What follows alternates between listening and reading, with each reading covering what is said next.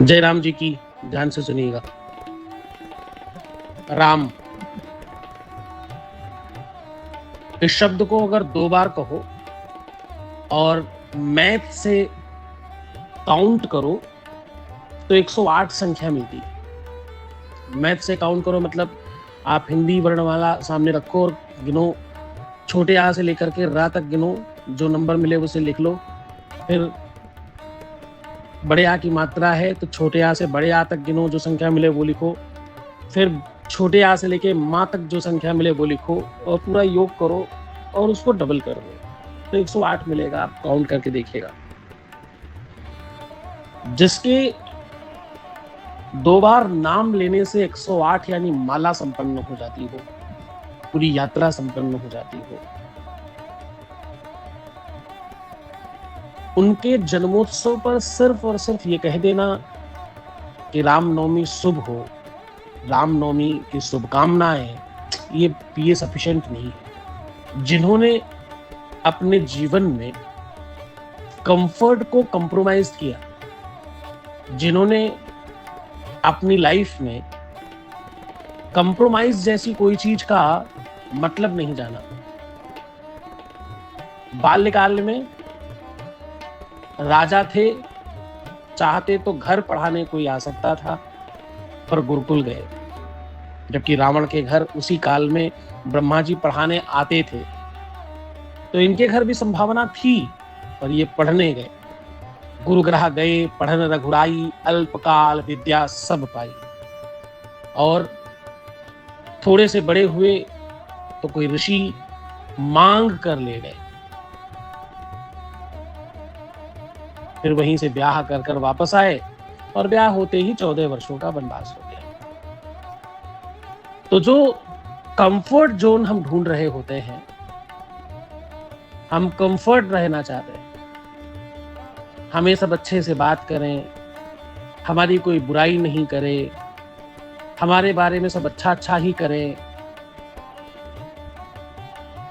उस comfort zone को जिस राम ने अपने जीवन में स्थान नहीं दिया, ऐसे परम प्रतापी, सहज और सहिष्णु का नाम राम है। और जीवन में हम सब अपनी गलतियों को दूसरों पर डालना चाहते हैं। जीवन में जो भी खराब होता है वो या तो मेरे किसी अपनों की वजह से होता है, पिताजी, माताजी, भाई, बहन, बीवी, हस्बैंड, पति, दोस्त, और सम टाइम तो किसी का चेहरा देख लिया इसलिए, सम टाइम ये वाले कलर का शर्ट पहन लिया, कपड़े पहन लिए इसलिए, और सम टाइम भगवान के वो फूल में ऐसी चीज लगी थी या कम थे इसलिए।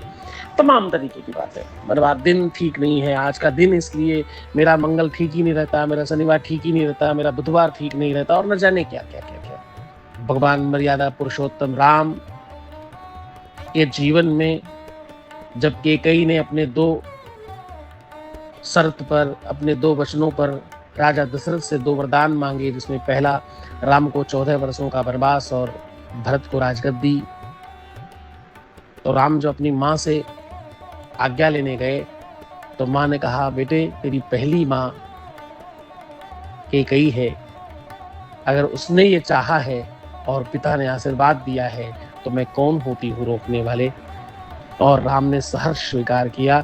किसी ने पूछा कि ये तो तुम्हें दंड दिया गया है बिना अपराध के, तो राम ने कहा, नहीं नहीं, पिता दीन मुहि कानन राजू, पिता ने मुझे समूचे विश्व का राजा बनाने का अवसर दिया है। तो जिसको एक दिन पहले राजा बनाया जा रहा हो और दूसरे दिन उसको राजा से रंक बना दिया जाए कि तुम राजा तो बनोगे नहीं और घर से निकलो, बन जाओ, ननिहाल मत जाना क्योंकि वहां चक्रवर्ती राजा है वो, अपनी ससुराल मत जाना क्योंकि वहां भी चक्रवर्ती राजा है वो, किसी नगर में मत जाना, किसी से सहायता मत लेना, वन में रहना और 14 सालों तक रहना। 14 का जो ये आंकड़ा है ये बहुत बड़ा होता है। कहते हैं 12 वर्षों तक इंसान के एफर्ट्स काम कर सकते हैं, और 12 वर्षों के बाद भी अगर वो सेम सिचुएशन पर रहे तो वो कभी उबर नहीं पाता, ऐसी मान्यता। इसलिए 14 साल उसे सहर्ष स्वीकार करके उसे वरदान मानकर हर आपदा एक अवसर है ऐसा मानकर राम ने जीवन जिया। हर सुख को कॉम्प्रोमाइज किया, जीवन में कभी भी सुख को गले नहीं लगाया। तो ऐसे मर्यादा पुरुषोत्तम, ऐसे सहिष्णु, ऐसे त्यागी, रिश्तों और संबंधों को सर्वश्रेष्ठ समझने वाले, हर रिश्ते को एक आदर्श जिसने बना दिया, भाई ऐसा बनाया जैसे पूरी दुनिया सर्वश्रेष्ठ मानती है। विश्व भरण पोषण कर जोई, ताकर नाम भरत अस होई। भरत, लक्ष्मण, शत्रुघ्न ऐसे भाई लोग पाना चाहते हैं। ये दर्शन राम के कारण है। राम बड़े थे, अगर उनके आदर्शों में कमी होती, गलतियां होती तो ये कभी न दिखता। पत्नी सीता जैसी, मां कौशल्या जैसी, पिता दशरथ जैसा, तो जिसकी हर रिश्ते में एक अलौकिकता, एक दिव्यता, एक आदर्श दिखाई पड़ता है। ऐसे समानदर्शी महात्मा, परमात्मा, 14 भुवनों के मालिक भगवान राम। और शत्रुता, वो एक शेर है कि हाथों में खंजर ही नहीं, आंखों में पानी चाहिए, और पानी आंखों में नहीं, नूरानी चाहिए। दुश्मन भी हमें खानदानी चाहिए। तो वो उस वाली नजर में, मतलब दुश्मनी भी उन्होंने ऐसी निभाई कि अंत में रावण को यह कहना पड़ा कि राम तुम महान हो। जब रावण के मरने पर मंदोदरी आई तो राम एक तरफ कोने में बैठे थे, पीछे से मंदोदरी आई। किसी स्त्री की परछाई देख करके वो खड़े होकर के नमस्कार करके बोले, कौन हो देवी? तो उन्होंने कहा, मैं मंदोदरी हूँ। तो राम ने कहा, बहुत गलती हो गई मुझसे, बड़ा अपराध हुआ मुझसे। आपके पति बहुत वीर थे, आपके पति बहुत बहुत श्रेष्ठ थे, बड़े ज्ञानी थे और बहुत बड़े पराक्रमी थे। तमाम प्रकार से उनकी स्तुति करने लग गए। तो मंदोदरी ने कहा, मैं ये देखने आई थी कि मेरे त्रिलोक के विजेता पति को कौन है जिसने मारा और कैसे मार पाया।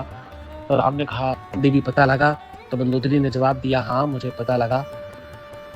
मेरा पति पर स्त्री का हरण करने वाला और अपने शत्रु को कम आंकलन करने वाला आज शेष शैया पर, मृत्यु की शैया पर पड़ा है, और दूसरे की पत्नी की परछाई पड़ने पर भी नमस्कार करके खड़ा हो जाने वाला मर्यादा पुरुषोत्तम, शत्रु की प्रशंसा करने वाला चक्रवर्ती मेरे सामने खड़ा है, तो मैं तुम्हें नमन करती हूँ। तो शत्रु भी ऐसा, भगवान राम जैसा। तो आज मर्यादा पुरुषोत्तम भगवान रघुनंदन सरकार का जन्मोत्सव, उनके चारों भाइयों का जन्मोत्सव आपको बहुत शुभ हो। आशा है कि इसे जन्मोत्सव मानकर अपने जीवन में आदर्श उतारेंगे। रामायण की कोई भी चौपाई सिर्फ कथा, कहानी, इतिहास नहीं है, जीवन परिवर्तनीय एक सोच है, धारा है विचार की। तो उसे उसी प्रकार से अपनाएं। जय श्री राम।